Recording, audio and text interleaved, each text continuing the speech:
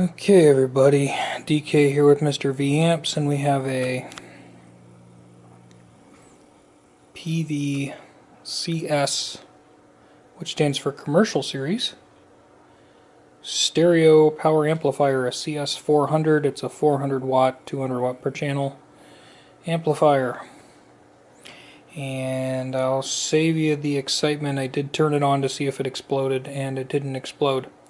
The channel B seems to work. I'm just testing it with our junk floor speaker, so it's kind of hard to tell how loud it is because I'm just inputting sound from my cell phone. But channel B is significantly stronger than channel A, let's put it that way. So break into it and see what's going on. This one belongs to me, and it falls under the category, if it's for free, then it's for me. Okay, so with the lid off, we're kind of at an angle here. And look at this power transformer. I mean, this thing is like, it's bigger than my fist. That thing is big. Some really monstrous capacitors there. I think this says Mepco.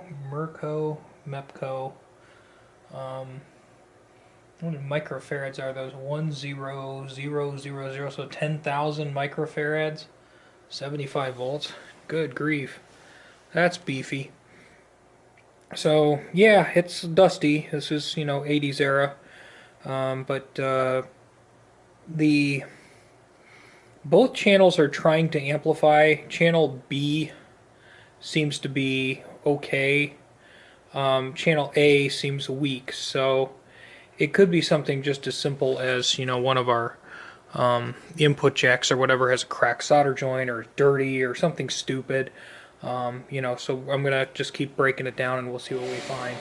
Again, this is a very uneventful repair video because that's just what it is. I just unscrewed and lifted the power amp boards off the others and just wiggled all the connectors, and now the thing works just fine. So it looks like just dirty connectors and dust bunnies, so gonna clean dust bunnies and dirt connectors and whatever, and we've got a well working Peavey CS-400. Yeah.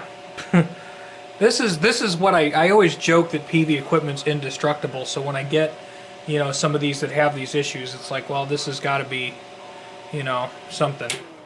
Well, let's power it down. The only other thing that this is probably going to need is the power plug. There's a crack in the insulation right by where the plug is, but other than that, this thing's fine. There's our, I'll just flip it over, you can see the construction here. We have, the driver boards and all that jazz are up here. And then we got some power supply jazz over here.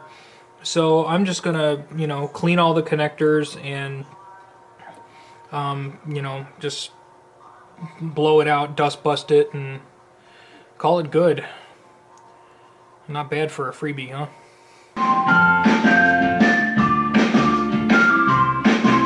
Okay, so now that's all that's left to do is we're just playing some crappy YouTube library music on our phone. Here on my phone, I just have to finish giving this a bath. I mean, it appears to work well. I know my phone has a pretty wimpy headphone output, so it's not driving a lot of signal to the amp like a mixer board or anything else will, but it's amplifying fine. The noise level on this, I mean, when you turn it up, you'd expect it to have a lot of hiss and stuff. No. It's working properly, so apparently this just needed some connectors reseated and a few things cleaned, and it wants to work. So some repair video, huh? I opened up a amplifier that didn't work, reseated the connectors and cleaned the dust out of the inside, and now it does work. But that's kind of what I think about when I think about the 70s and 80s Peavey gear. I joke that it's indestructible, but it sure seems like it. So we've got channel B and channel A, both roughly equal volume, and they're both working, so yippee. What else can I say other than I'm going to finish cleaning this off and call it a win. But you know, if it's for free, it's for me. And this was listed as one of a few pieces of gear that were up for grabs that were like old 80's Peavey. And this was not my first choice, by the way, but they were all really cheap. And I told the guy, I said, yeah, I'll come buy that. And I said, and then I saw this one, and I said, oh, well, I'll come buy them both. And the guy said, oh, well, I'm going to give the one to a friend of mine, so I'm just going to give you this one if you want it. Well, okay. You know, if it's for free, it's for me. I would have paid a little bit of money for it. But these, in good working order, you know, sell for $150, $150, $175. You can look them up, you know, the CS-400. They'll drive 28 volt, you know, overhead PA systems or PA speakers at 4 ohms. So, you know, hey, what are you talking? I think this is actually 2 ohm stable, but you have to cut the total wattage out. These are kind of geared for 4 or 8 ohm, but 4 is their ideal. So there you go. Thanks for watching. Have a great day.